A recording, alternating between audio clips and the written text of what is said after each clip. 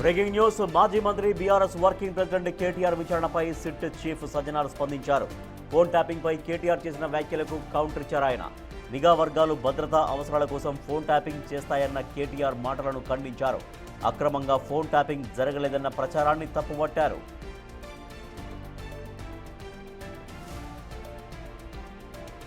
Phone tapping వ్యవహారంలో చట్టం ప్రకారమే దర్యాప్తు కొనసాగుతుందని సిట్ చీఫ్ సజ్జనార్ ట్వీట్ చేశారు.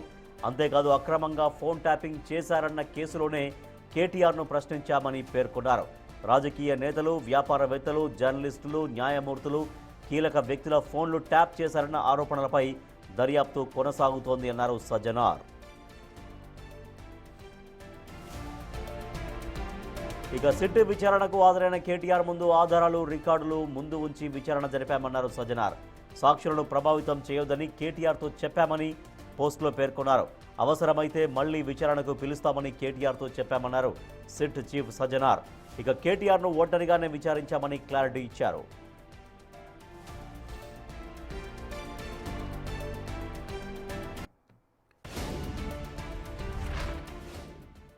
సిట్ చీఫ్ సజ్జనార్ రియాక్ట్ అయ్యారు. కేటీఆర్ కాసేపటి కింద చేసిన కామెంట్స్ పట్ల ఆయన పరోక్షంగా రియాక్ట్ అయ్యారు.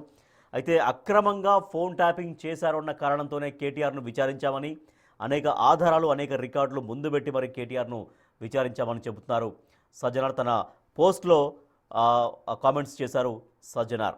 మా ప్రతినిధి అనిల్ మరింత సమాచారం ఇస్తారు. అనిల్, సజ్జనార్ ఇంకా పూర్తిగా ఎటువంటి అంశాలని కోట్ చేశారు ఆయన చేసినటువంటి పోస్ట్లో? రాజేష్, ఫోన్ ట్యాపింగ్ కేసులో భాగంగా ఈ రోజు కేటీఆర్ అయితే సిట్ బృందం విచారించిందని చెప్పాలి. ఈ విచారణలో భాగంగానే సిట్ కు సంబంధించిన టిపి సజ్జనార్ నేతృత్వంలో ఈ సిట్ బృందం కొనసాగుతుంది, విచారణ జరుపుతుంది. కాబట్టి దానికి సంబంధించి ఈ రోజు పత్రిక ప్రకటన కూడా చేశారు. అయితే ఈ కేసుకు సంబంధించి ఫోన్ ట్యాపింగ్ కేసులో భాగంగా 2024 నమోదైనటువంటి పంజాగుట్ట పోలీస్ స్టేషన్ లో కేసుకు సంబంధించే కేటీఆర్ ని పిలవడం జరిగింది. ఆయన పైన వస్తున్న ఆరోపణలు కావచ్చు, అంటే వేలాది మంది ఫోన్ ట్యాపింగ్ చేపించారని చెప్పేసి ఆరోపణలు ఏవైతే వస్తున్నాయో వాటికి సంబంధించిన వివరణ కోరేందుకు కావచ్చు, అదే విధంగా మిగిలిన అంశాలకు సంబంధించి, కీలక అంశాలకు సంబంధించి వివరణ కోరేందుకు, దానికి సంబంధించిన సమాచారం సేకరించేందుకు ఈ రోజు ఆయన పిలవడం జరిగింది, విచారించామని చెప్పేసి కూడా ఆయన పత్రిక ప్రకటనలో భాగంగా తెలిపారు. అయితే దీనికి సంబంధించే ఈ కేటీఆర్ ఏదైతే అక్రమంగా ఎక్కడ కూడా ఫోన్ ట్యాపింగ్ జరగలేదని చెప్పేసి, చట్టబద్ధంగానే జరిగిందని చెప్పేసి కూడా ఆయన ఏదైతే కామెంట్ చేస్తాడో దానికి మాట్లాడుతూ, దానికి స్పందిస్తూ కూడా సిపి సజ్జనార్ ఆ పత్రిక ప్రకటనలో మాట్లాడడం జరిగింది, పత్రిక ప్రకటన ద్వారా తెలపడం జరిగింది. ముఖ్యంగా కేటీఆర్ కి సంబంధించి ఏదైతే కామెంట్ చేశాడో అక్రమంగానే జరిగింది, అక్రమంగానే ఈ ఫోన్ ట్యాపింగ్ జరిగింది కాబట్టి ఆరోపణలు ఉన్న నేపథ్యంలోనే కేటీఆర్ ని పిలవడం జరిగింది. పిలిచిన తరుణంలో ఆయన అయితే విచారించామని చెప్పేసి కూడా ఆయన పత్రిక ప్రకటన ముఖంగా అయితే తెలపడం జరిగింది. రాజకీయ నేతలకు సంబంధించి కావచ్చు, జర్నలిస్టులకు సంబంధించి కావచ్చు, వీటన్నిటిపైన వాళ్ళందరిపైన కూడా